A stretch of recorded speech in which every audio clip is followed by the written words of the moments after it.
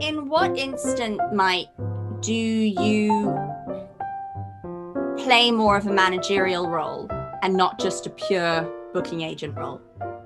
That's a great question. I think more often than I think. But I should be more specific. So some of the artists we represent have managers, some of them do not. So obviously that dynamic is more prevalent where the artist does not have a manager. No, I don't want to shoot myself in the foot, but I do feel like sometimes, more often than not, I feel like we can be more successful for the artist if they actually do not have a manager, because not because we theoretically are great managers, because obviously we're booking agents, but because I've found artists at a certain level who are self-managed, they don't need a traditional manager. And that, I think that's a shift that's happened, probably the last 10, 15 years or whatever, where, somebody wakes up one day and realizes they don't need to pay somebody to book their travel, right? Which kind of gets back to what we were talking about earlier. This management is really, really difficult. So a lot of times I get asked the question, how do I know when I need a manager? How do I know when I need a booking agent?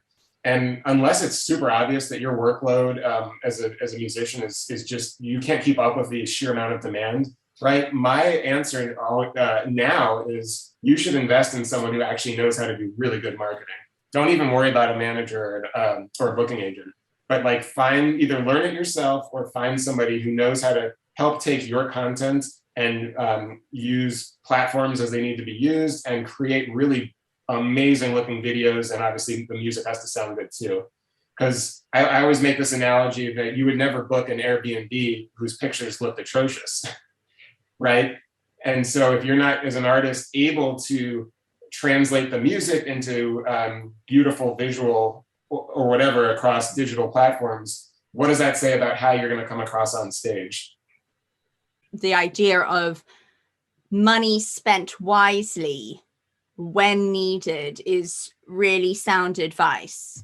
Right. Because especially because there are now, as you say, so many things that musicians can do by themselves without help. Or even the idea, I think more people are also offering sort of consulting services, whether it's for getting your publishing stuff in order or whether it's for career strategizing and trying to get to the next rung of the ladder. So even that, a small sharp shock of paying somebody for a very specific consulting period and then seeing if you can gather tools from that and to what degree you can further your agenda. I mean, it's interesting because it's so obvious, but it feels like the industry, the traditional aspects of the industry are still kind of catching up to where technology is. And that's not necessarily the fault of the industry. It's because technology is increasing so quickly and it's constantly changing.